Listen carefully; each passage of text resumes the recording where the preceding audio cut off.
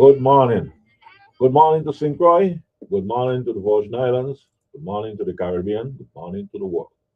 Welcome, welcome. Good morning and welcome to another Friday morning gathering of Around the Table. Here with your host, Dimitri Pikey Copeman.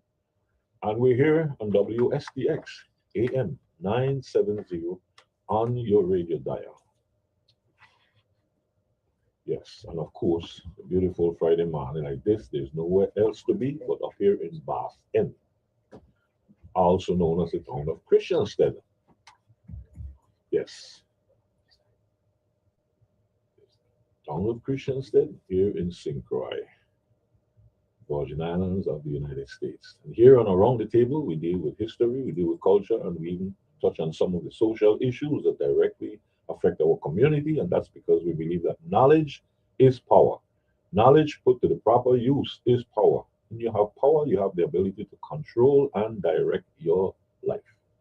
And so, in that light, we want to invite you to give us a call, and you may call to ask a question, you may call to offer your opinion, call to share some piece of knowledge here with us, because that is what the program is about, the sharing and spreading of knowledge and information so that we can be empowered.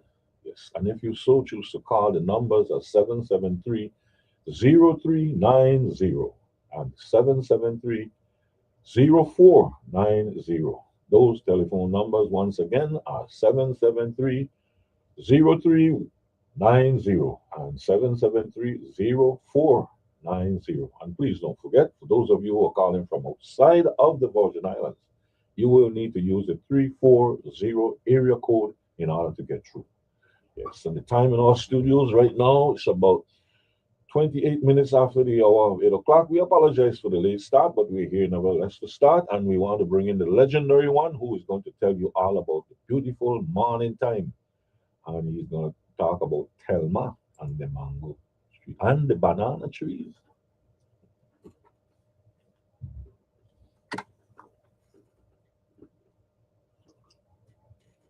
Oh, I was to ask you, you all Mm. ain't playing no place lately, yeah? Oh no, no, no. We are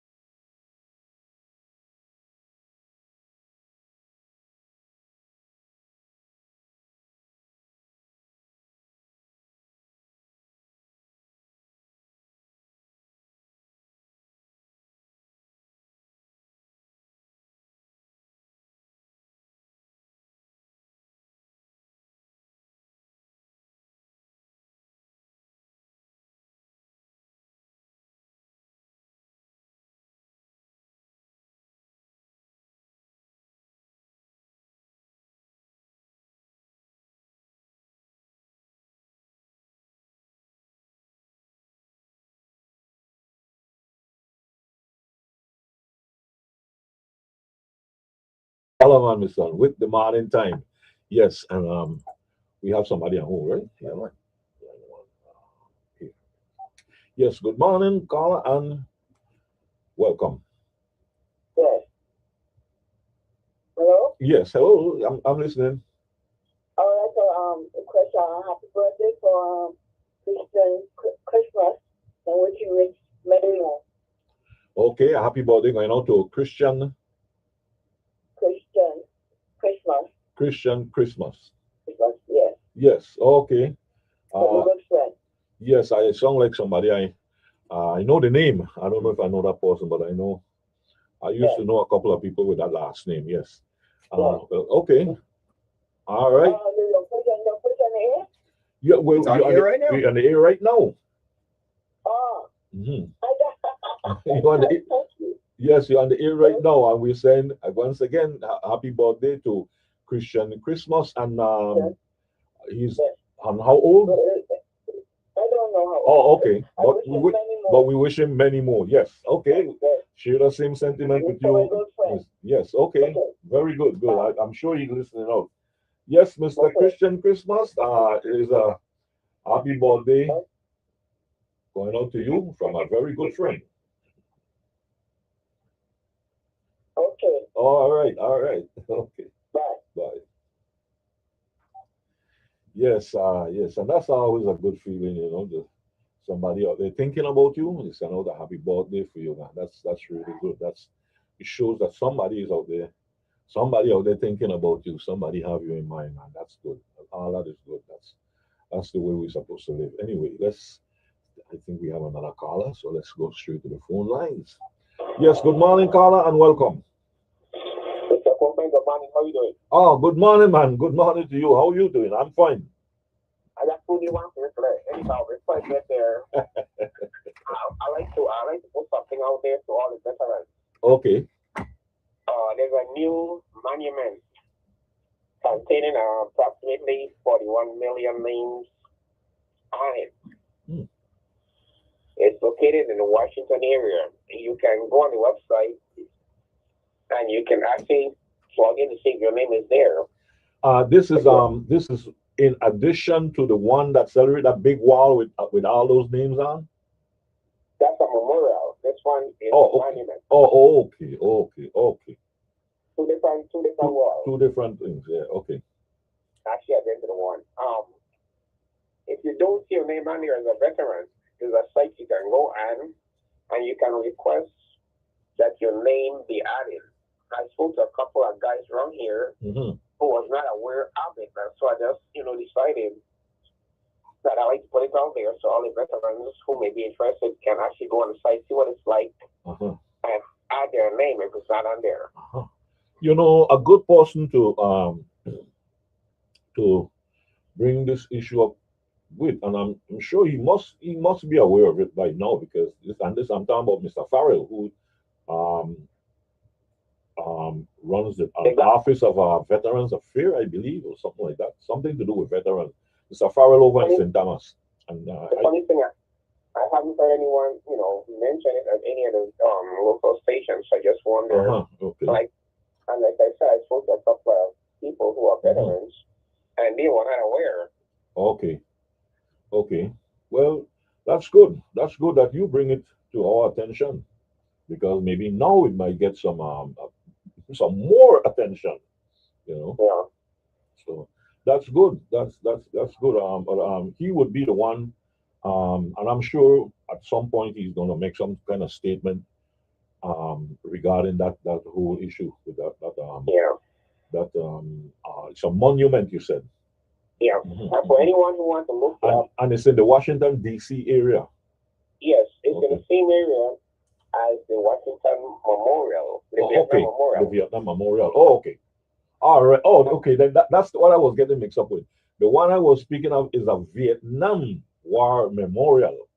Yes. Uh-huh. Okay. But this now is a monument for all veterans. Yes, and this is sponsored by USAA. And anyone who wants to go and look it up can go to the website, and website is Memorial 250 USAA 360.com. Didn't get a chance to write that down. But anyway, I'm sure most people hear So it and you I can have find two it. new. I have two new names for you. You ever heard the one Father Donkey? No, I've never I've heard about Father Cat. Okay, other one to your list. Have you ever heard about Bitter Susie? Bitter Susie. Yeah. No, but I've heard about bitters. I knew Apostle used to call bitters or Captain Yeah, and Bitters. I know Bitters also. Okay, So this one I'm that's two talking about new. is what this was from Frederickston. So that's two new Hmm. ones you have on your list. Okay, all right. Yeah, So during the week I thought about a couple of nicknames that for people that came back to me, and I didn't get a chance to make note of it. And sometimes if I think about these things, usually Monday, Tuesday, these things come to my mind by Friday.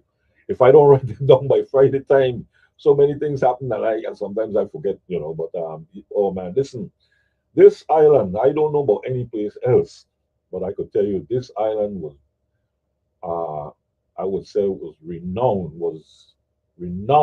for giving people nicknames. I mean, everyone, just about everyone around here used to have a nickname, man. And oh, sometimes, you this know, one Father Donkey. He has mhm. several donkeys, Oh, okay. and his neighbor asked him, "How come all your donkeys are female donkeys? I ain't Mhm. your male."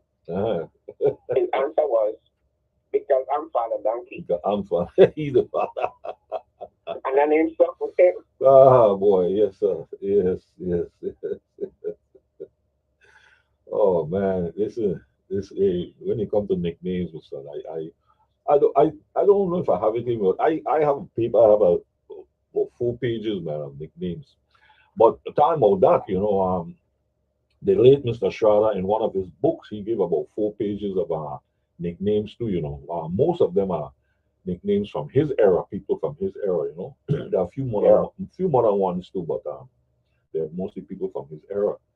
And and as you were talking about the veterans affair thing there, he came to my mind also, Mr. Schrader, because in one of his books, he gives you a list of all the Virgin Islanders who enlisted in the Army, the U.S. Army. This was during the 1940s, during World War II, time of World War II. But Virgin Islands go back in the U.S. military to World War One because you would have to include Alton Adams, the bandmaster Alton Adams, and his band because they were inducted into the U.S. Navy back around what it was 1917, 1918. Uh, and they became, but they didn't, take part in any military duties or military exercises. They were a band. They were the resident Navy band, and so they basically toured. They just toured and played music, but they were soldiers nevertheless. Yeah. So they would have to be included in that, you know. But yes, that's something else, and I tell you that's a whole lot of names because the monument that you're speaking of, it's not just Virgin Island names, right? You're talking about names from Talking throughout the about whole, talking about all veterans. all veteran, even on the mainland, people Yes, on the it's mainland. 41. But so I think it's 41 million. Yes, it got to be in those numbers. Got to be in those numbers, man. Because you're talking about at least I'm thinking that they would start that from World War One, the time of World War One. Yes, this site is sponsored by USAA, and Mhm, many mhm. people around here have USAA insurance. Insurance, yes, I see they advertise on TV all the time for insurance and that kind of thing. Yes, yes. But that's yes, I'm not surprised for the something million. Yeah, it could have might have been more too, but Yeah. it was a whole lot. But yes, anyway, on um, a more humorous level, yes, the nicknames are something else, man. I'm going to And I think the closeout date to get your name on the wall, if I'm not mhm. mistaken, I think it's August 20th, 20. Okay. But let me ask you, I'm going to ask you about two names. If you knew them, I'm pretty sure you did, but did you know someone they call Old Money? Yes, that was Mr. Billings. Oh, okay, okay. He resigned where Costa Verde is now located. Yes, they used to live up there. Not quite Yeah, by Cuesta Verde, more a little farther down by where what became known as Mount Royal, actually. yeah, But the whole area name was Harmon Hill. That was the name of the estate. Yeah. you know there was a dip there, used to build houses in there. Yeah, man, we used to go up in there. We used to go in that place to pick jojo and all kind of different fruits and things. So I remember the dip. There was a concrete thing built there in the courtyard or something. A big corral there So, was, big so one wall day, area. one day was a bear baiting a couple of us, right? Was Mhm. during school time. All of us had horses. And Mr. He was who the training out. Who was the You want the officer? Yes. chairman officer? He came up there, What? pocket car, and says, "Get out of the water! Get out of the water!" So I told the guys, "Don't get out. It's late in the afternoon. He has to go and pick up his kids. He can't stay here all day." Because I knew him well. I Right. knew his kids. You know his So routine. he stayed there, and after all, he just got to go sit and jump in the car and left. And drive off. Oh man, you know his routine good. Uh, Yeah, yeah. And then so yeah, go so the, ahead. result, Go ahead. the results are in as predicted.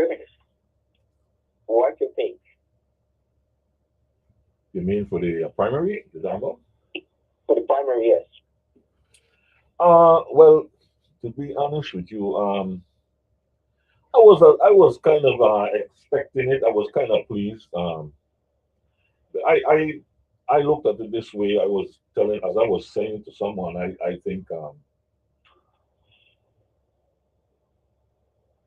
think with the outcome, that's the I would term it as the lesser of the three evils. How do you determine what is the Hmm? lesson? I didn't hear that. I didn't hear what you said. No, I said, how do you determine who's the lesser and three evils? Well, well, of the three teams that were running, I felt that this team that won might be the one to make more of a difference. Because the first one of the first team, well, let's say the team of Roach and Francis, uh, Roach been the lieutenant governor for 8 years, and he been there and seeing all the stupidness that was going on, all the wrong that was going on, and said nothing. People countered that and said that, oh, not because he didn't say anything, he was just trying to stay cool and staying to. I said, well, I don't agree with that at all because I can remember well when Millen, as lieutenant governor, didn't agree with. I think it was Wang Louis. Didn't agree with certain things with Wang Louis. He broke away. He established himself apart, and he wasn't afraid to do that. I think Mark did the same thing with Schneider. He With wasn't Schneider. you're right. He wasn't afraid to do that, and Loz did the same thing with Turnbull. Turnbull. You know, so But let me ask that question. yes, Think before you answer this one. What do you think was the biggest drag on the Lieutenant Roach? What do you think was the biggest drag that dragged him down? Oh, Hmm. I can say what I say who? the biggest drag that pulled him down, the biggest liability. I mean, in a sense. Yeah, you could use the term liability. Huh? I really don't know because I don't know too much about his campaign or even really too much about him, except that I know he was a lieutenant governor and he'd been there with Mr. Bryan for the whole 8 years, and you know, but I don't know. I personally and his running mate, I know his running mate personally, but he didn't impress me as a senator. He didn't speak up for certain things that I think he should have spoken up for, and I didn't have too much confidence in him either. You know, Yeah, but I don't know what would be his biggest what would have been his biggest liability. I really don't know. To tell you the truth, I didn't really look at it like that way. well, there's a couple of posts that came out the following day, which would have been Sunday and Monday, Hmm. and it was clear that most people felt that the team of Roach and Francis. Roach, uh, no, the team of Brian and Roach, that Oh. that the governor may could have done more to help Roach. That Oh, was their of opinion. course, of course. And I think that is something that everyone saw, but no one made too much of a big deal about it because I believe that Brian basically had established himself as not being supportive of Roach from I think as early as maybe last year. It could have been maybe even before. But he had made that clear, that he wasn't really supporting Roach. I don't think that was a surprise, but I noticed the fact that, I mean, during the campaign, that just reinforced it for me when I noticed that he didn't say anything supportive of Roach and his campain. Well, That's in that all sealed it fairness, for me. That showed me definitely that you know there was something going on, something between them, that was wasn't right. the governor in all fairness did come out several times and said he was supporting the team of Roach Francis, but then if you listen carefully, there was more, like if you understand, there's more in the kata than the bundle.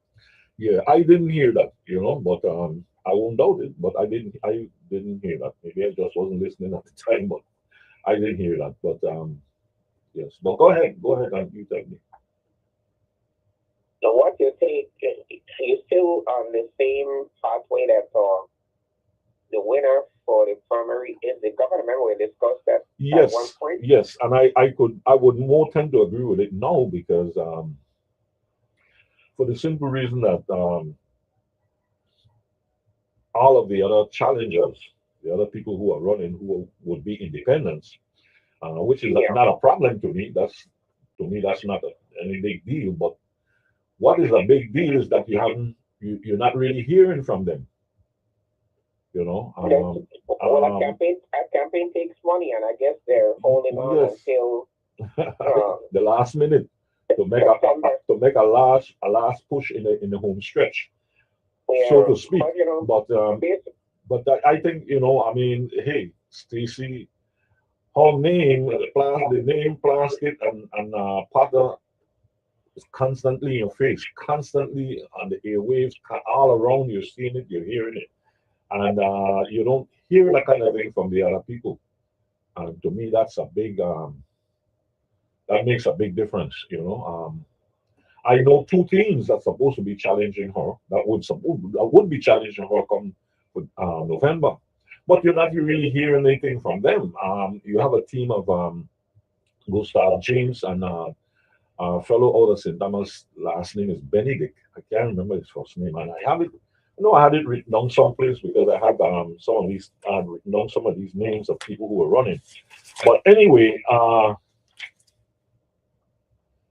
um, you're not hearing anything really from them. And then you have the team of Positive Nielsen and Donna done Stark. stuff. Donna Stark.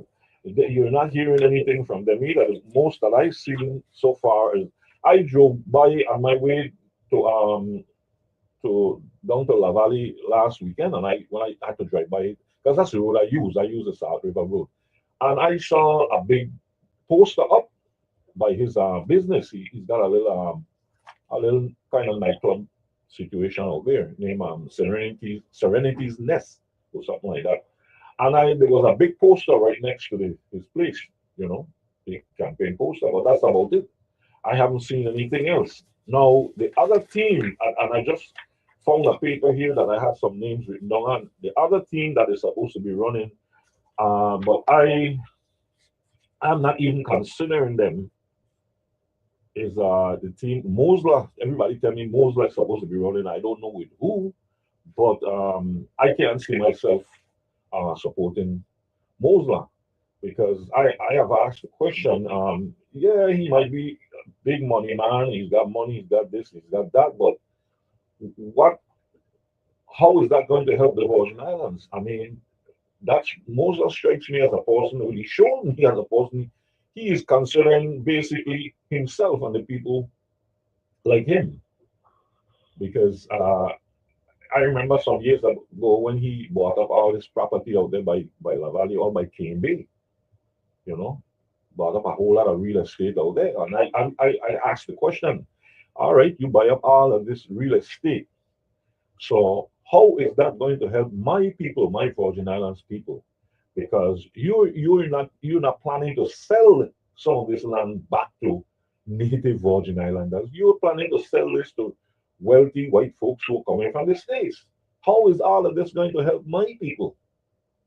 You know, and to me, and that's the way I see Muslims coming from that direction, and I just totally don't agree with that.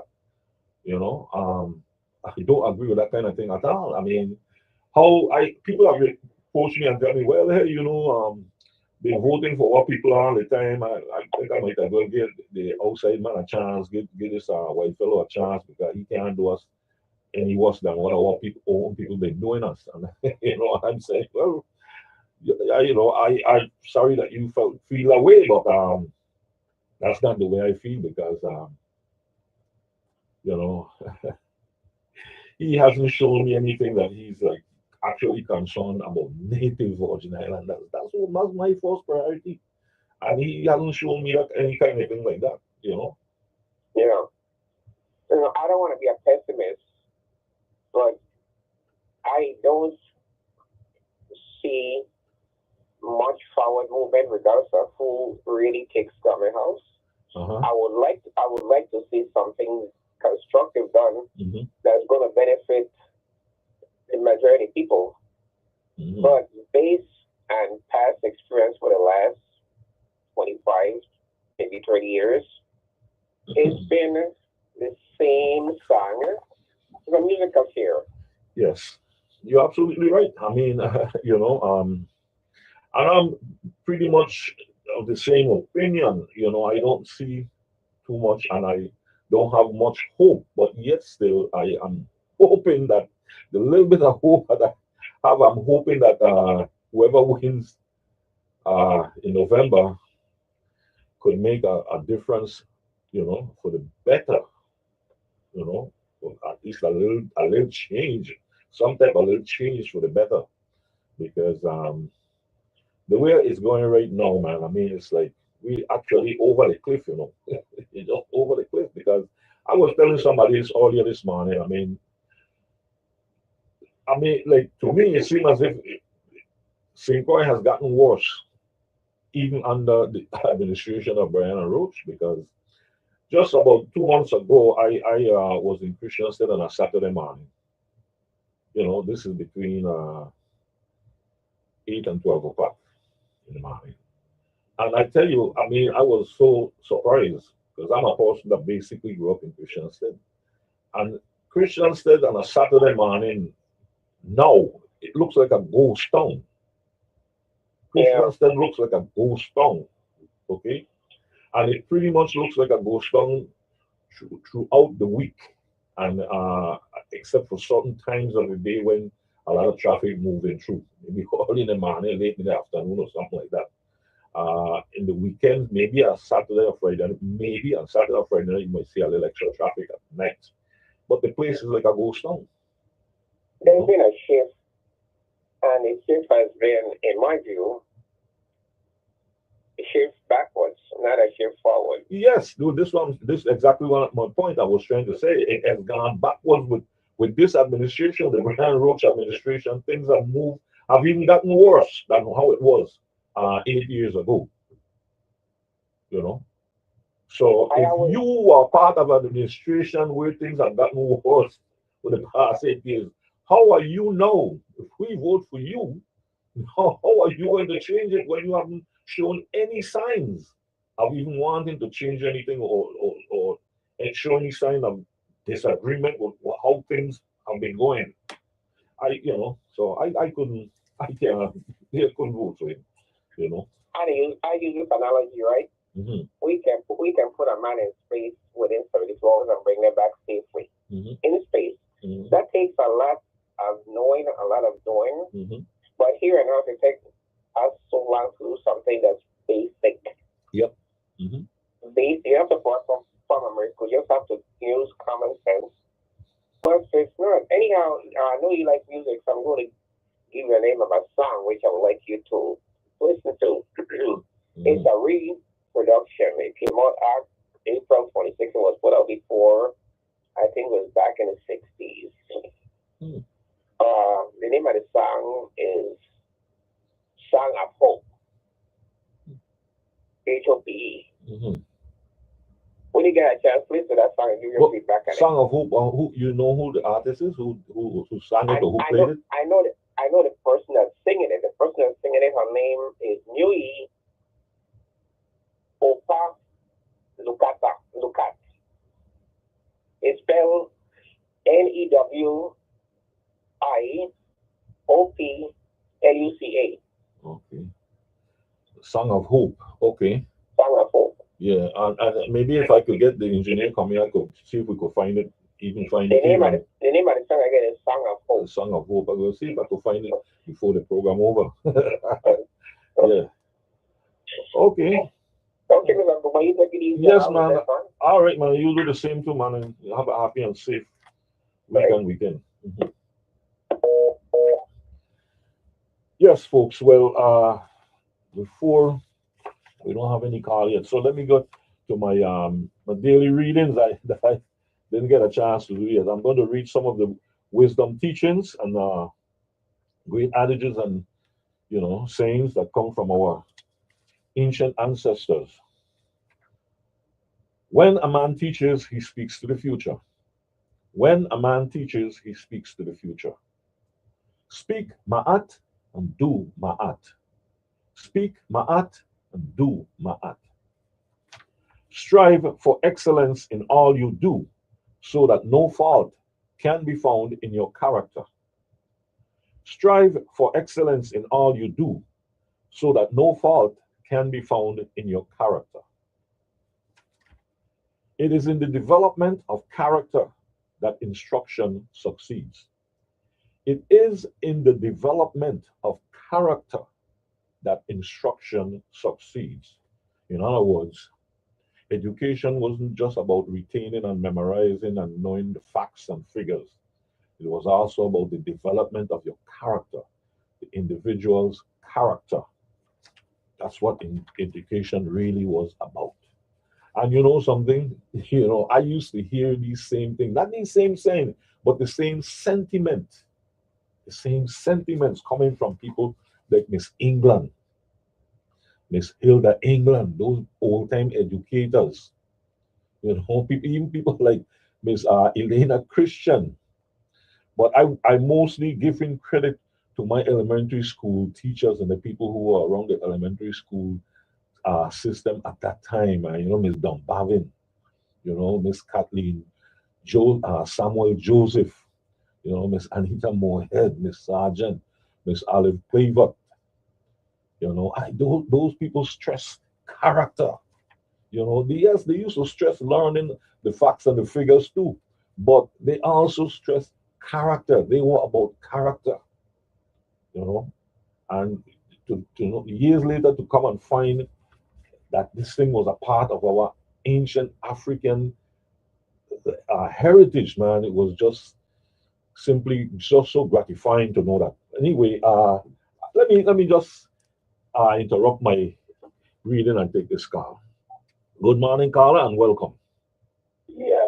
Pikey, morning. Let me Morning. bring something to your attention quickly. Yes, ma'am. Is there a problem at 0490? You know something, I really I'm not too sure, but you know, there have been times when I've tried to call in here to the station and I can't get through with 0390, and then I switch to 0490 and I will get through. Also, Okay. so sometimes, you know, so if one number don't work, I usually go to the other number, you know, so Yeah, maybe. but let me tell you what I Mhm, asked you that from mhm, the time you came on, mhm. and then I think it when Josh told him that you're gonna call a hold it. Yes. So then I was holding on 0490 Oh, and keep coming back, and keep coming back. And only now I say, well, I know it's almost 9, you're going to well, a break. I I didn't. try 0390 and I get that on 0390. Yeah, well, I don't know. Well, I didn't see the only calls The I button, answered.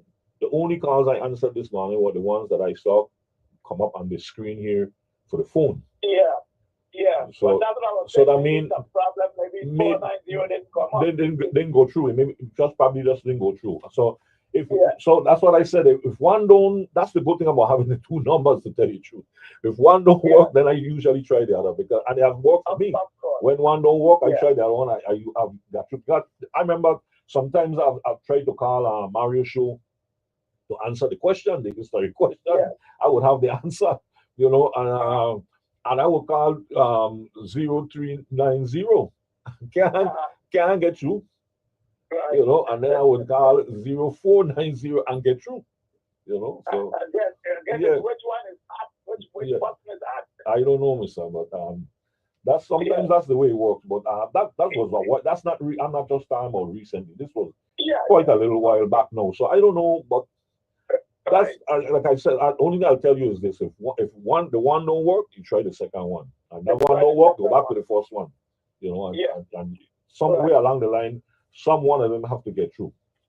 You Yeah, know. okay. I am following up on about 3 or 4 callers that you had since I was holding. Hmm. Uh, the one that piqued my interest was the relationship or lack thereof of former governors and the lieutenant governors. Hmm. Now, I was fortunate, or maybe unfortunate, to work. Hmm. I worked in the Evans administration for a short period. Hmm. Of course, being the king in his own right and then with their own right, the ICM was like myself. I served more time in the administration. Right. Hmm. And I had left, and then I never worked I never served in the MAP administration. I never served in the young administration, but I did a lot of gratis work forever, a lot of free work, I would say. Hmm. And but I never get the position I wanted. Then the last administration I worked in was the Schneider administration. Okay. He called me back from the family businesses Hmm. to go back in housing. And what I find is, and I had very close relationships with both of the parties, be it the governor, the lieutenant governor. And the one that was more tenuous to me was Louis and Millen. Hmm. And I'll explain why. Millen is an elder that from St. Thomas, like myself. Hmm. He and I had a lot in common. He was the executive director way back of the Housing Authority. I became the executive director of the Housing Authority. And in the banking circles, the family businesses were doing the banking with the bank that he was president or vice president of. So we were good. So, we were very close. Hmm. So when seemingly a feud, I don't know whether it was jealousy, let's say, of in this case, Millen, that he was being kept out of too much inner sanctum meeting, Right. let's say. And as a lieutenant governor, and maybe rightly so, he feel, or anyone should feel, that they should be the one that knows as much as the next in line in case something happens to you, the governor, and not just to be beholden by what laws are in place that the lieutenant governor banking of insurance and this kind of thing. They want to also be involved in the full operation of the government, and rightly so. Right. Now, being close with Wang Ching also, Governor Wang Louis, and spent a lot of time in his office, and also spent a lot of time in Millen's office. I would get to find out somewhat of what was going on, mostly from Millen. And Louis, I guess he was more, I wouldn't say that Millen wasn't professional, but Louis was a man, I guess he kept certain things to himself. Millen would discuss some things with me. He told Louis to do this, he didn't do it. You know, his biggest thing with Millen was, I was the housing czar. I built a lot of housing. I manage housing. And why? And I'm a banker. He should be relying on me for these type of things. Right. But I'm not involved. And I mean, I was like a pulling and a hauling between the two. You know? Yeah. But, so I believe that that's what it is. What these teams now, I find that well, you know, my thing was this, right? What I was trying, the point I was trying to make with the caller was that, you know, I wasn't picking sides. You know, I don't know what was the cause or the origin of the split or the breakup between these various teams. But I'm just saying, all I was saying is that at least when was a disagreement, these people weren't afraid to voice their opinion, or weren't afraid to question things, or even to show that there was a disagreement between them or a split or something. They weren't afraid. They weren't thinking, well, oh, this might hurt my career, or this might hurt my chances with the party and this kind of thing. They stood their ground, and that's my point. I don't know what caused it. I don't know who was right or who was wrong. I wasn't thinking about that. I was thinking about these people weren't afraid to hold their ground, and that was for me was the key point. You know, that's all I was trying to establish. I only understand your point, but you know, when through all this, I said to me, like I said, we spent a lot of time together in the job, out the job, to include in friendship, drinking and liquor too. Yes, and you know, so we had spent a lot of time. But I said to him, Henry, or Milano, we used to call him Milano. If you buy your time, you'll be lieutenant governor for 2 terms. And you'll be governor for 2 terms. Because back then, me ain't seen nobody coming forward that could have been Henry Millen. But because of this seeming infight, a lot of people. So by the time it was his time now, I guess he has up the edge. He did the head with it. I don't need it. I got a good banking pension. What the hell I need to be in any government for? He didn't bother again. You see, we got to be very careful in that. Some people would say there could only be one governor. That's what some people say. But then some would say they are correct too. We run as a team. So we should stick as a team. Yes. And, you know, and that broke up. Because then that too, let me tell you something, that did a lot of harm to the administration as far as the what you call the commissioners. Well, around here, if you notice, around here, how people, you know, how people looked at it, I don't know if that changing, that feeling, that whole attitude has changed. But, you know, for a long, long time, how people around here would look at it is that the person who, usually the lieutenant governor, when he broke from the governor will still be able to win with, you know, because let's see, Wang Louis, you know, when he split with Millen, I think he got Brady, Yeah. and he was still able to make it back for another term. Okay. Exactly. Um, Turnbull had a split with Luz, Lord. Yeah. and he got Valgrave Richards, and he was still able to make Yeah. it back for another term. You see what I'm saying? True. Snyder was the Right. only one I would figure probably didn't make it back after his split with Matt. You know, Right. he didn't make it back. He got I Yeah, forgot right, because he upset Thanos to run with him, but he didn't make it. right, but I forgot yeah, right. Yes, he got sent on, but they didn't make it. You know, Right. so you know, it's I would say the prevailing attitude or the sentiment around here with a lot of people is that you know, with the lieutenant, I guess they looked at the lieutenant governor as not being very important to maybe as the one who was the one who causing the trouble. You know, the one as the one had something wrong. You're not coming through clearly there, but Yeah, no, what I was saying is that they were saying that the governor is inside my door. oh, okay. Well, somebody, you know, people like to describe it as and say, well, the governor is the lieutenant governor's boss, but I disagree with that because No, it's not his boss. he's not his boss. He was elected just like the governor. You know what I'm saying? So, Exactly. So the risk that was caused, let me tell you, because I've been in the middle of the Calalo. Certain commissioners would repost Millen and say, you can't tell me nothing because Louis is my boss.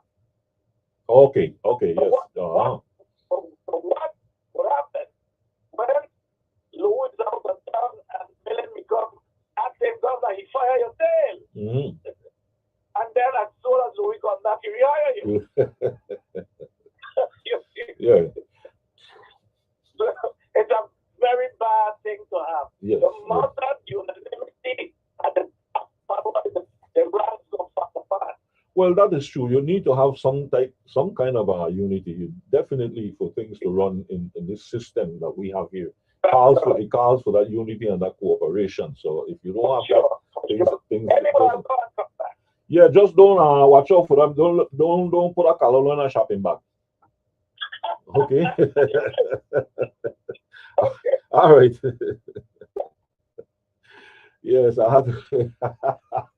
I just had to. It triggered my memory, and I had to throw that one in there. You know, I had a fellow went to steal a whole pot of callaloo, but instead of going with the party, take the pot and went to the back and pour out the whole pot of callaloo in a shopping bag, and went down the road with it, and we get too far, the bottom of the shopping bag bust out all the callaloo. So I know that's when you try to carry callaloo in a shopping bag, so you can't do that. Anyway, I'm going back to more serious note. So let me go back to my reading. Yes, do ma'at that you might live long upon the earth. Do ma'at that you might live long upon the earth.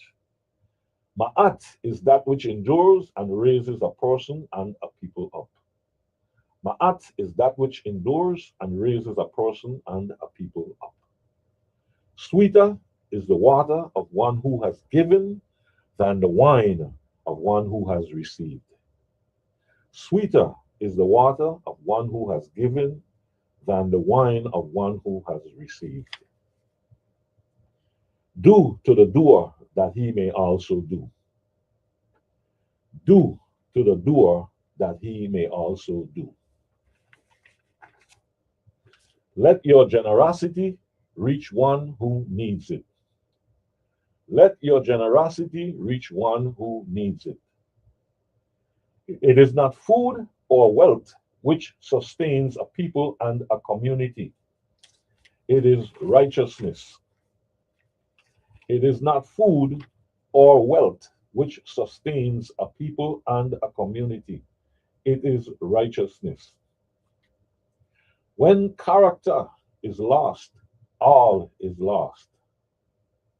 When character is lost, all is lost. The ruin of a nation begins in the homes of its people. The ruin of a nation begins in the homes of its people. And those are some of the wisdom teachings from our ancient ancestors. Try to read here. And yes, folks, as to the, the question keep coming up all week, and not just here on the program, but about my thoughts and my feelings and the outcome of the primary. Well, as I said, I don't vote for local Democratic candidates, man. I don't have much faith in them at all, in the local Democratic candidates at all. And I don't know why anyone would want to be in this local party. They know the history of this party. I don't see why you'd want to be in it. And as for the winner, as the first caller had asked me this morning,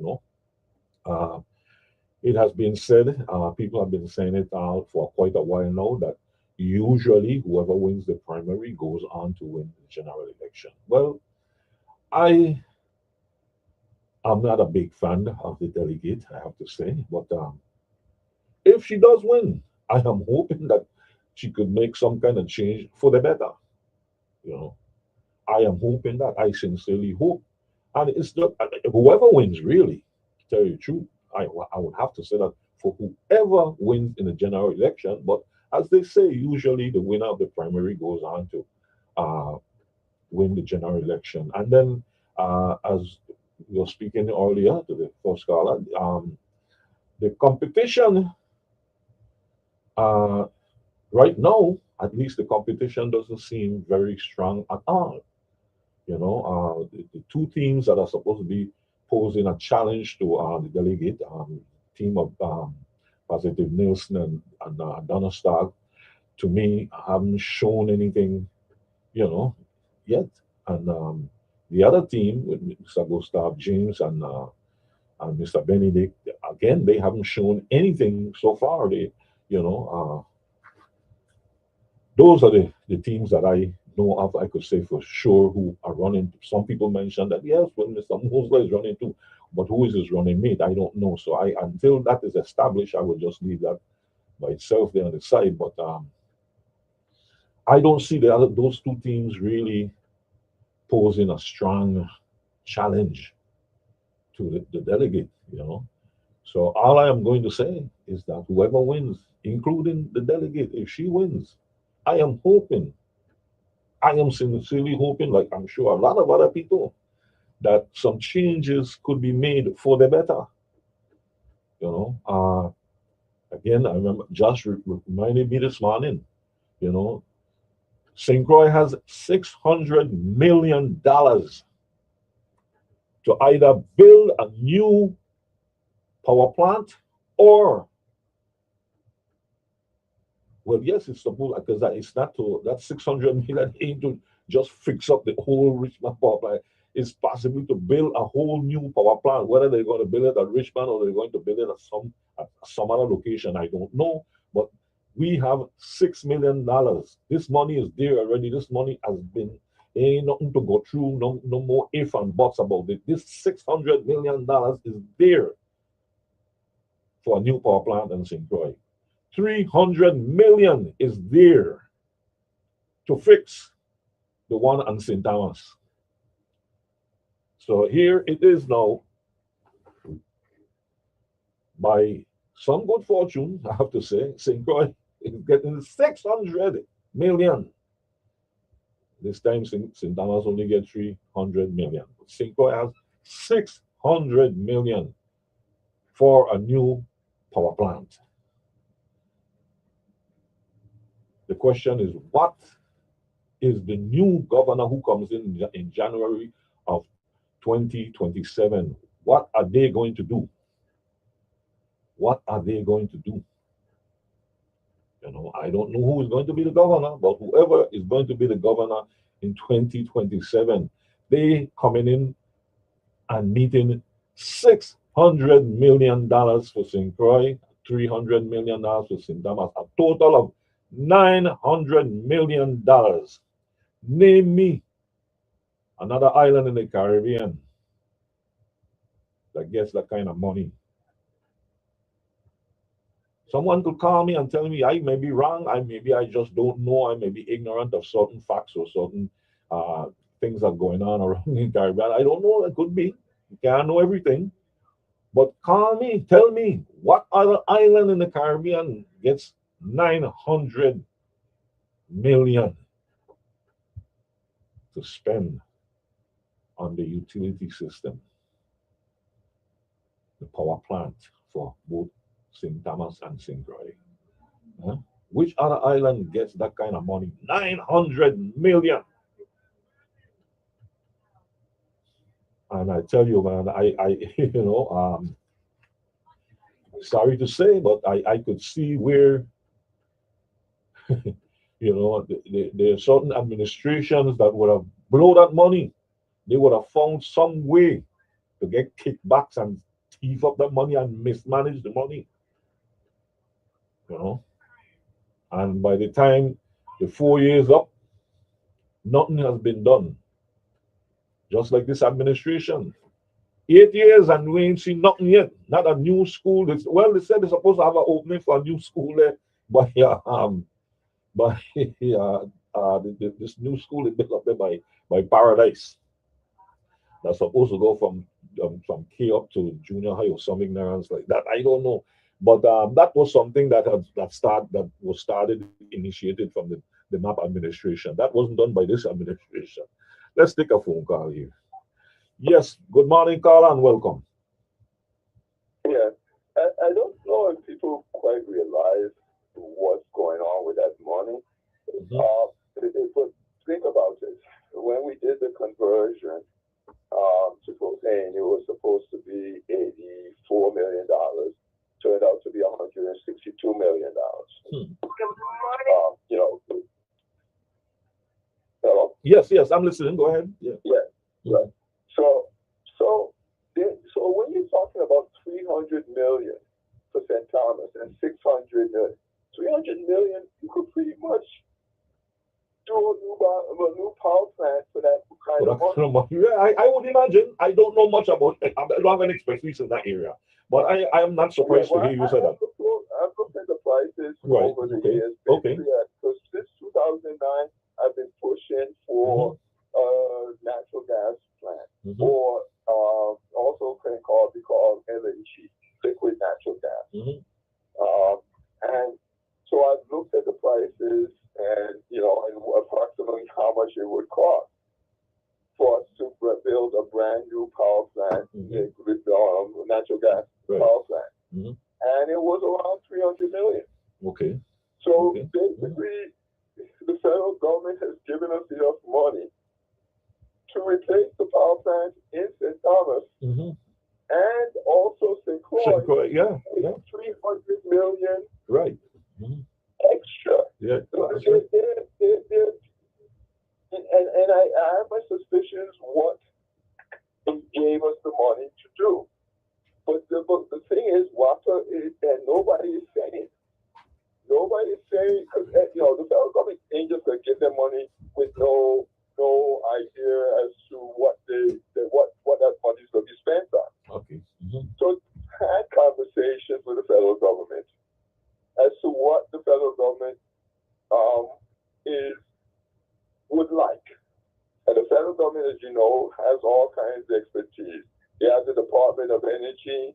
They also have, on the Department of Energy, they have about 6 or 7 national labs where you have experts in these fields doing research in all kinds of areas. 2 of them are in energy. Mhm. And I know I've worked with a guy who was at Bell Labs, which Bell Labs, that's where you got, it's on the, Graham Bell, he started it, the inventor of the telephone. And they're responsible for things like the first CD player. The first computer chip was done at Bell Labs. The first gas laser was done at Bell Labs. Bell Labs at one point used to be, you walking down the hall, And next thing you know, somebody you been passing all the time ends up with a Nobel Prize in physics. This is a top thing. And this guy, he went to Sandia, which is the national lab, for one of the national labs for energy. So they have experts upon experts upon experts in the federal government when it comes to energy. And I know they have said that I think that Sandia was helping them with renewable energy at one point in time. So there is a plan. There is something that they're supposed to be working towards with this money. The federal government didn't just give them it's almost $1 billion. It's something like $970 million, somewhere around there. I'm hoping that they monitor that money. I'm just hoping that the federal government monitors that money and make sure that these fellows around here don't get their sticky hands on some of the money. Because exactly, that is what they like to do around here. So unfortunately, sorry to say that, but that a lot of my people, that's what they like to do. Yeah, and hopefully they don't end up taking it back. Oh yes, that's the next thing. That they fool around and just sit on it, and the federal government, because there's a rush. Congress, there are people, different congressmen from different states, they're fighting over the money. Yeah. So they see money just sitting there, and they also have to be able to do something with the money that they have given out. That's right. They have to be able to point to something and say, yes, we gave this money and this was done. And so you can't just sit on it forever. And that's the thing. And then the thing about it too is naturally there's been a number of things that have been happening with natural gas in our area. The Ocean Point here, they started to do ship-to-ship transfer of natural gas. So a big ship would come in, a really large ship would come in with natural gas that can't really go to other islands. They don't have the harbor and whatnot. So they would transfer it to smaller ships that can take it. And so they're doing this ship-to-ship transfer. And I think it's supposed to have started already. I saw something in the consortium lately that they said that they're doing it. And so it's like we have no excuse not to go to natural gas. The natural gas is going to be on our south shore, being transferred to other ships to carry to other places in the Caribbean. Well, and I'm kind of happy to hear you say that, but on the other hand, I have to say that the people have been leaving this society are so short-sighted and so corrupted because people trying to call in. Okay. The lines are. Okay. Oh, all right. Yes. We have some access to that natural gas, but I'm gonna ask you to wrap up because they just told me we got some people calling and the lines are backing up, so. Okay. Yeah, but of course, if you get some time, you can always call back. You could just wrap up. Right. Yeah. But we have no excuse. Natural gas is where we should go, and it would make a big difference. Yes. Yes. Okay. Let's see. Here. Okay. Yes. Good morning, Carla, and welcome. Yeah, Pike. I was just listening to Mr. CC. And,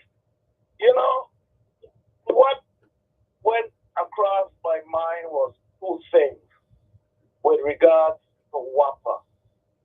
Why is it they are not listening to people who have experience in the field of our production, generation, transmission, distribution? Why aren't they doing that? That's number one. I think you know the answer to that, but go ahead. Yeah, well, I know it very well. Number two is why do they keep refusing to accept from the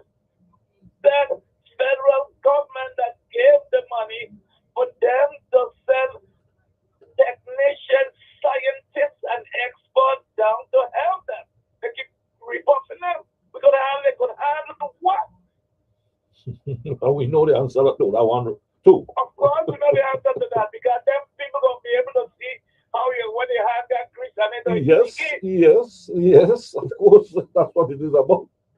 And that's their main intention. Their main intention is to reduce the cost of the LP thing we call it LEAC for cleaner water.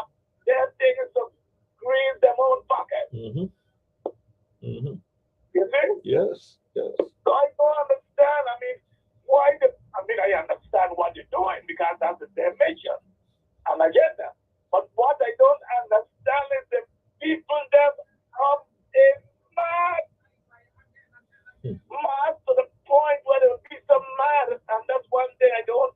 When a community, a populace of people get mad, they end up destroying the same thing that's supposed to be fighting for. I'm not telling them to go and burn down the plant, them no. But you might have to set some fire behind them while doing that. And get them out of the office. Oh, yeah. This thing they got to wait for next election and wait for this and nonsense. In other countries, you see man running, leaving briefcase, running out the office. Well, on the mainland, those fellows up there, they dress up like Indian and pitch a whole bunch of tea boxes of tea in the ocean, right? Yeah, what's that? Up in Boston. They call it the Boston Tea Party. Yes. All right. I mean, That sent a strong message to England, you know. yes. I mean, how much longer are the people going to allow just a and there are no heap of people. To me, I don't understand. They're talking about disbanding the board.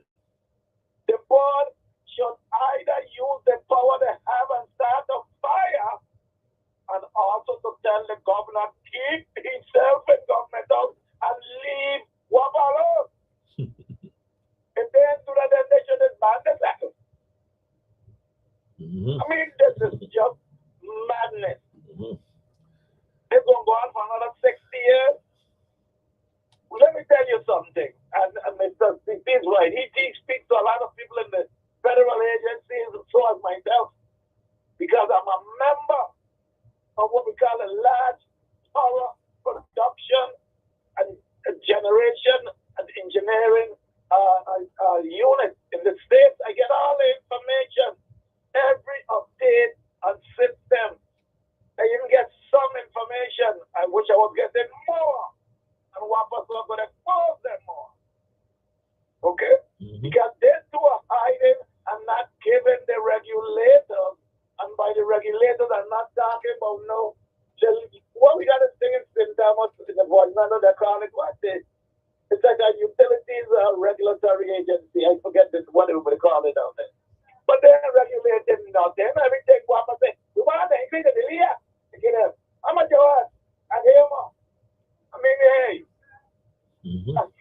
Pikey. Yeah, so. We in a lot of trouble. We got young, smart, bright engineers locally that have moved away. They all about in Dubai. Another countries running massive system. And you gonna tell me the guy, the stupid little thing we got down there in the White Mountain? What? So, yeah, so hey, that's. Let me continue with this, but let me ask you quickly, and then I'm going. Are you a helicopter parent? Am I a helicopter is a wally board, a helicopter. Are you one of those type of parents? No, I really don't know what you mean when you said that, but I'm not so certain about what you mean. Well, somebody figured at me a while ago, so I don't think it out. All right. A helicopter parent is one who keeps check of every movement of their children during their school time. And some of it is good, and they would, of course, keep in touch with the counselors, the teachers, and whatnot with regards to the children's progress or lack thereof. Well, I tell you the truth.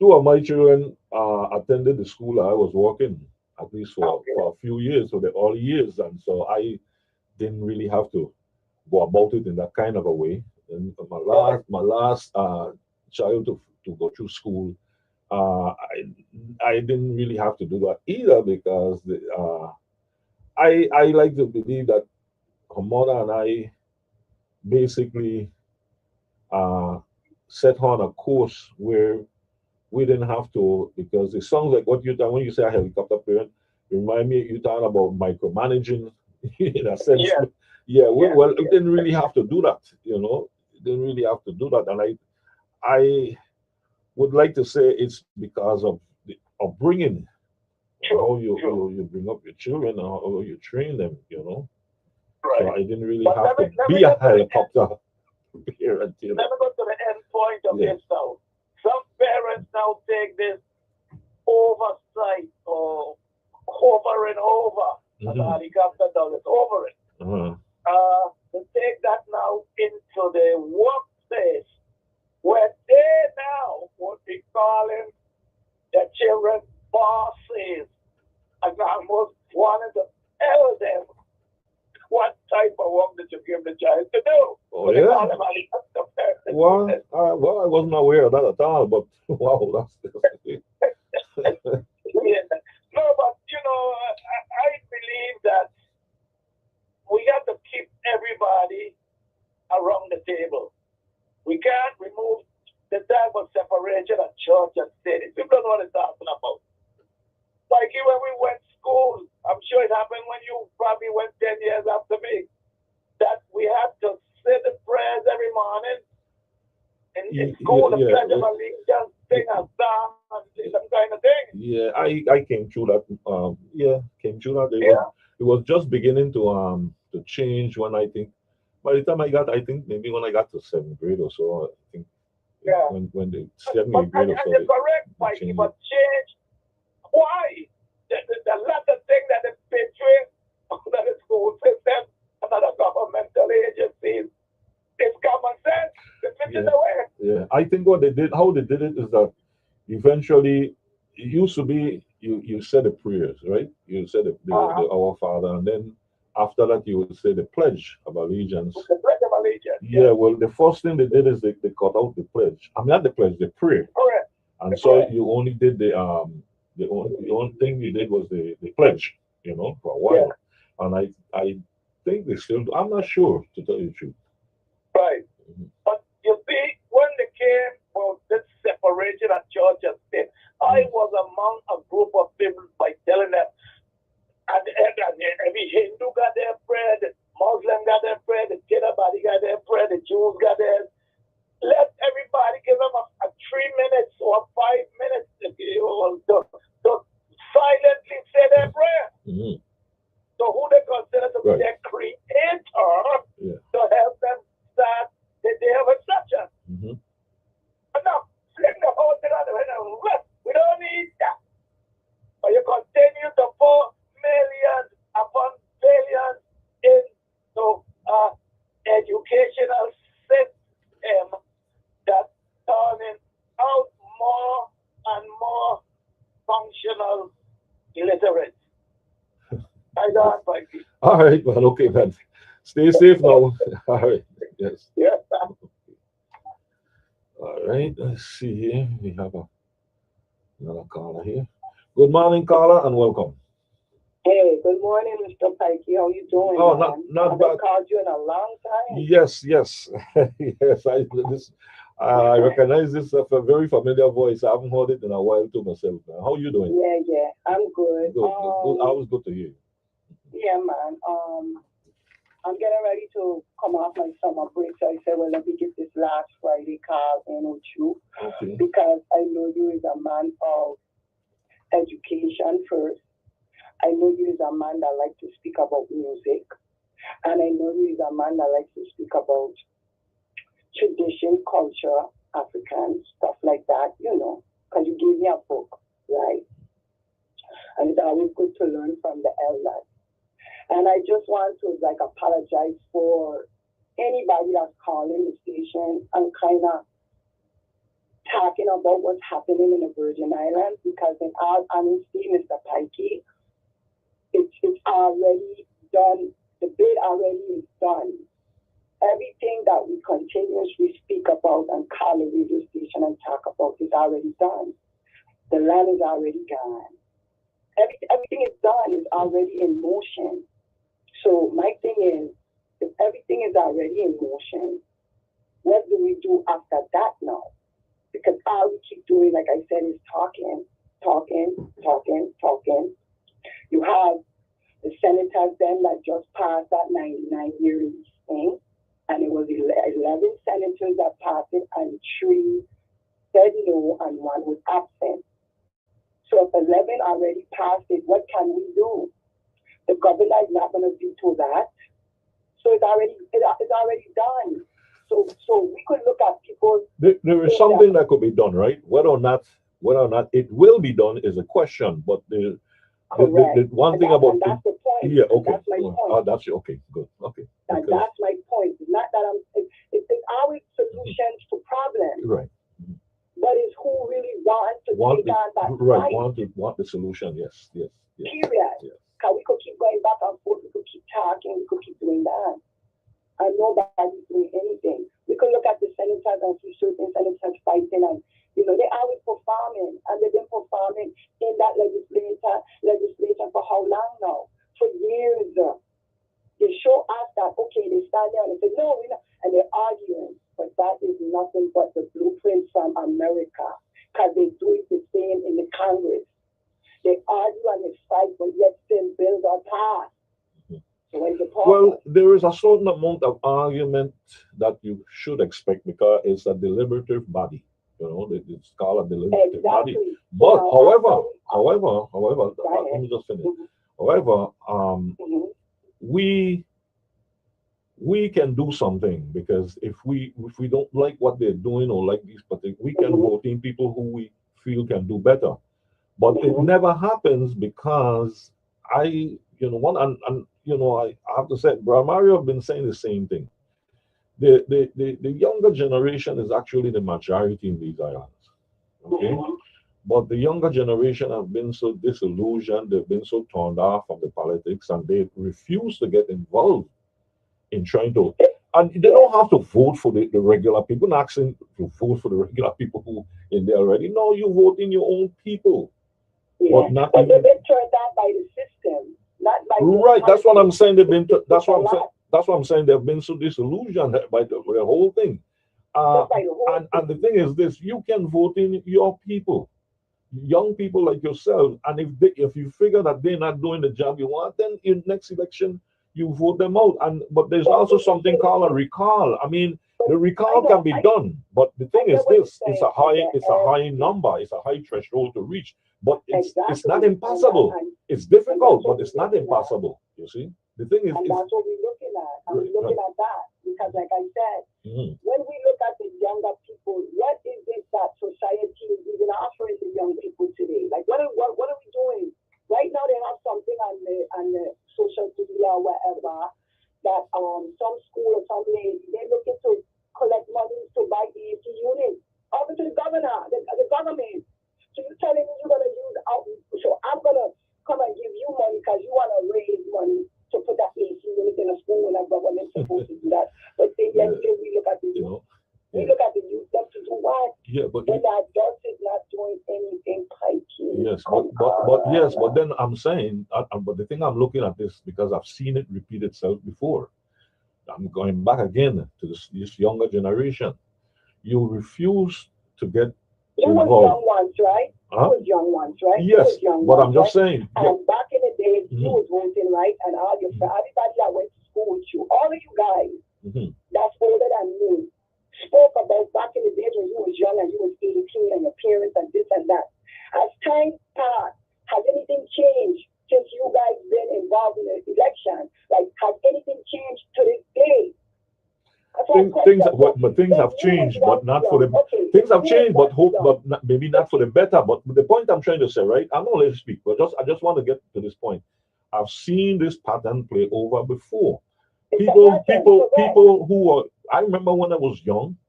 When I became eligible to vote, I registered and I started voting.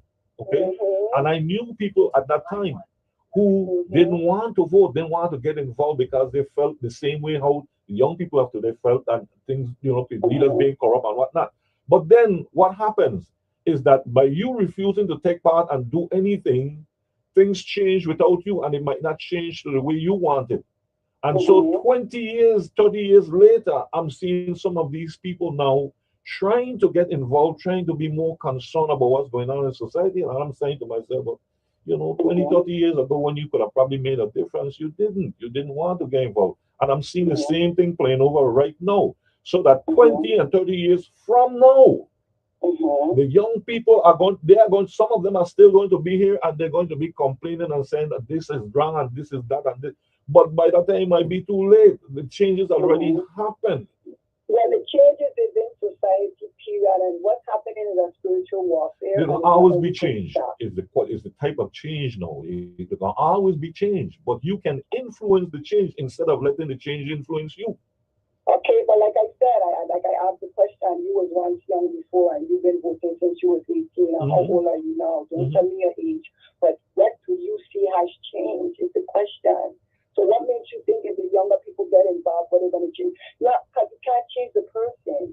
You can't change people. They're just evil. You cannot change them. You could trust somebody. You're telling me the young people are going to fall into the same corrupt nonsense as the older generation been doing? That's what you're saying. Is that what you're saying? Is the honest God true? That what are we facing right now? Schools are still dilapidated. My daughter just went down had a baby in the hospital. This is my first time going in the modular. I feel like I'm going through the floor. What are you speaking about? I feel like I'm going to fall through the floor. And in the bed they have them laying on is these tight bed where our women who's having babies can't even be comfortable in these beds and move around. They can't even do nothing. I'm telling you guys have to walk these streets and come in these places and see where do you see change. And then you're asking our young people who is also under stress, who cannot be tied, who got people coming here taking it, who got people coming here and getting the job. Where is the school? When in junior high school they have the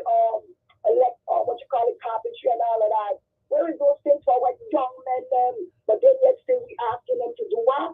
To come out here and do a vote to put who in? The same people that like keeping this place down. No, we asking them to put in new people, put in your own people that thinking like yourself. The young people are thinking like that's what we asking.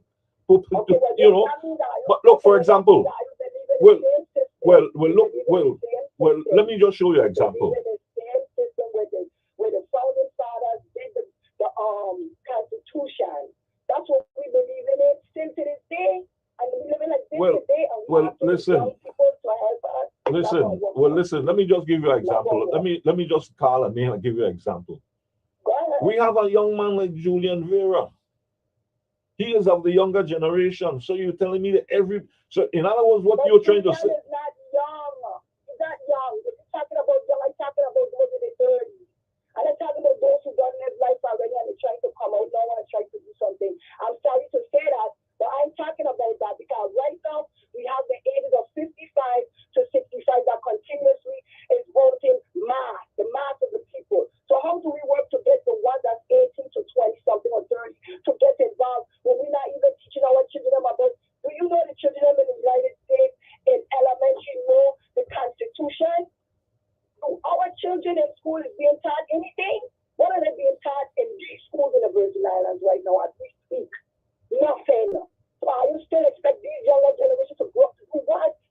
And then you're looking for the older people that like Julian age, like you said, that don't live life and stuff like that. No, we want younger people to come in. When Obama went in after he was 40 something, right? He was young. Clinton was young. All these people were young. Right now, we got geriatric people controlling the place. And all of them is 70, 80, and all of that. The younger people not going to come because they're not teaching them here. They don't even know the U.S. Constitution. Our children don't even know none of those things. They don't know the Bill of Rights. They don't know nothing in schools in the Virgin Islands. They don't even know their own history. Like Miss McIntosh said, Bruce McIntosh, she was a teacher. She made a joke about it, but I didn't like that joke. November 1st, our children only know that November 1st is food stamp day. All of these kind of things, they don't even know what November represents. And she made a joke about it on a song. And she's an educator. We don't do things like that to our children because you're embarrassing them. You're making them feel insecure when we put them down. And that's all we don't do here is put our children down and we don't teach them nothing. But then we ask them to come and vote. How they don't come and vote when they see outside of them all the adults acting how they're acting? But yet still we expect them to come and save us as young people when we've been teaching them nothing. Anyway, Pikey. Well, anyway, the only thing I said, yes, I listen to you, and the only thing I will say is this. No, they don't need to listen. Listen, the only thing. We gotta love each other. Yes, I agree with all of that. I agree. All I'm saying is that if I'm hearing you correctly, it's almost like we don't have a choice. We just might as well lay down and die. No, I didn't say that. No, I know you didn't say that. You didn't say those words. Our seniors are dying, our elders are dying, the current is going down, rotation after rotation. How many people you know died in the Virgin Islands right now since that corona went out when they ain't getting medicine to check when they come out? They must speak about that though. They don't talk about that. No, we're gonna talk about la and come and say this and that. All right. No.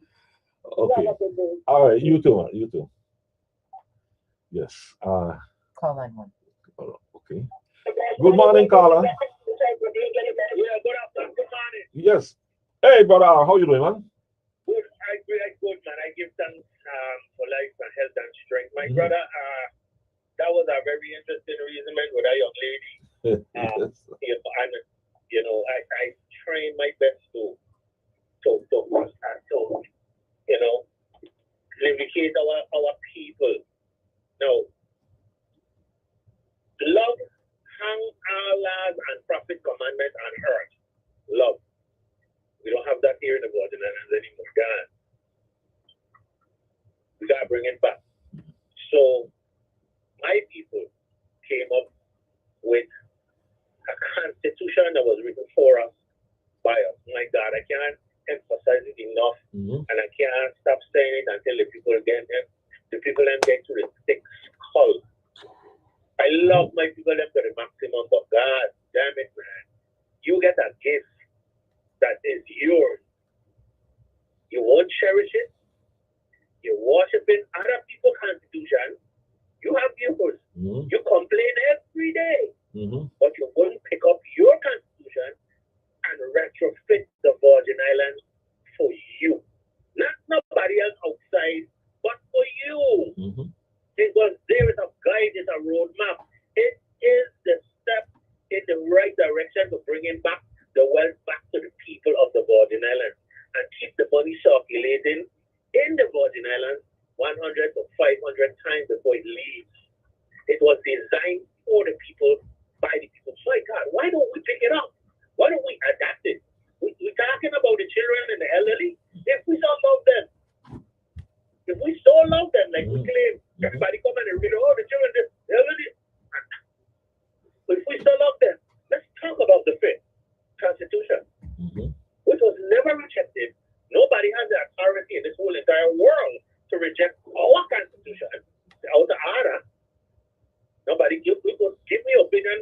I have a lot of opinions too and other things and all kinds of things, but the fact remains that we have a Constitution and we're going to bicker, we're going to argue, we're going to force, and we're going to fight until we realize, well, my God, this simple document, powerful, like the Jamaican them say, little but talawa.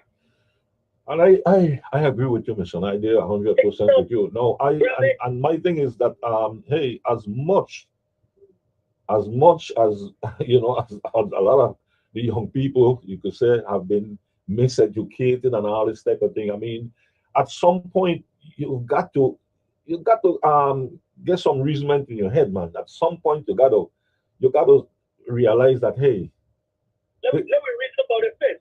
Yes, let's try another road. This road we're going down ain't walking. Let's try this road over here with the fifth point out, because nobody ain't going along that road with the fifth. Let's try that. You know what I'm saying? But my thing is, I mean, we all know the problems, but how do we bring the solution. And the solution is basically to, and I was trying to reason with the caller before, is you've got to, as much as it might be, you know, all kinds of obstacles and barriers, you've got to become involved. You can't just lay back and say, well, it don't happen, everything done and it done and seal already. No.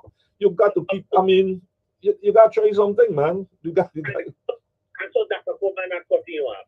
We came up, we are elected some delegates, 30 of them or something like that, to assist us in, in getting a start in the right direction. We don't have to accept this system of government that was given to us. We could come up with our own. Yeah, but the first thing is to get involved in it.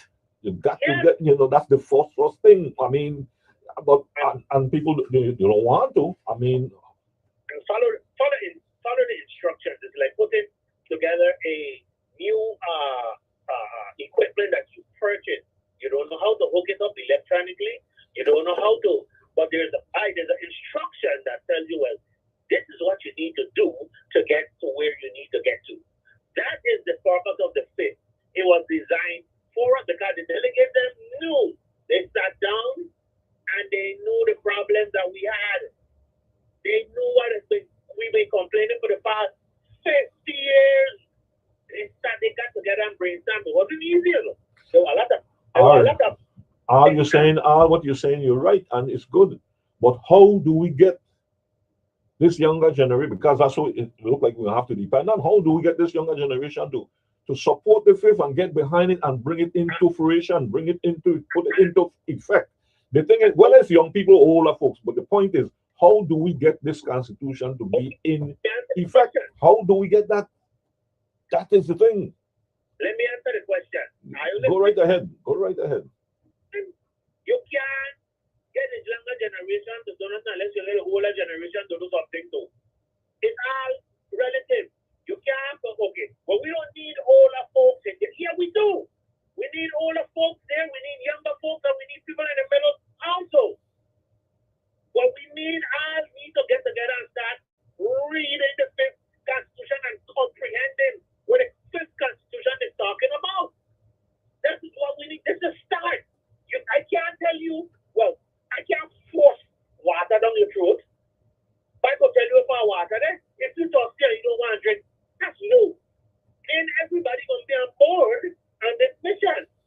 But the mission, what you got in the back of your head is, this is for the young and the old. Because Dr. Coleman, look at this. We're not doing anything. We complaining and we suffering and we quarreling with each other every day. You know who's suffering the most?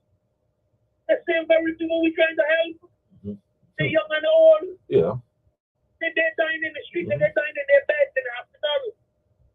This is because we sitting down and we have a gift that was given to us by people. It was designed for us, by us. And we still want to pick it up, read it, comprehend it, debate. Let's have forums. Let's get together and start. This is the guideline. This is the roadmap. I can't emphasize enough to the people of the Virgin Islands. I love my people to the maximum. My neighbor Stringberry right here in the Virgin Islands. Dr. Coleman, you know that? Yes. I agree that the fifth is a roadmap. I agree with that. I agree with that. You know. It could be amended because the fifth is only an amendment of the first. The fifth is an amendment of the first constitution. Right. Which should have never been using the revised organic act to this day 2026. But nobody could stop, nobody could set it on in. Nobody has that authority. Thank God. What I'm saying to my people is, wake up. Now, I'm going to leave that alone, because it's the children and the elderly that's suffering while we bickering and quarreling and trying to fix. It's there. It's right in front of your face. It's like Marley said, in abundance of water, who is thirsty? And we properly surrounded by it. But I want to say this to you about WAPA. I'll change the subject. Go right ahead. WAPA. Dr. Coleman, do you know in Congress, there's over 2,500 No attention. we're gonna have to cut off soon because Top of the hour right now. you know Yeah, but this is yes. important. Okay. In Congress, they withholding over 2,500 farms of free. Here, African one, free energy. Okay. That we, the people in the Boston, could tap into without having to All right. bill spend $600 million and $300 million and building a power plant. Listen, call me all next week, man. He's been Call me trying to all get next through. He week. couldn't get through. All right, one love. Call me. Listen, call me all next week, man. Because we got to talk about that. Yeah, when the Congress people come and the farmer Congress ask about that. Okay. Ask them about the 25 pounds of free energy that we don't have to pay for. All right. We shouldn't be focusing on energy. We're supposed to be focusing on liberation. That's what we need to be focused on. Good enough. Yes. Thank you for the time. Okay. Thank you, man. All the best, man. Yes, folks, and we have Brother Ross Christopher will be coming in very shortly. Yes, he is here with us this morning, and he will be coming in very shortly. So stay tuned for Brother Ross Christopher the next 2 hours. Yes. Stand up for decency. Stand up for compassion.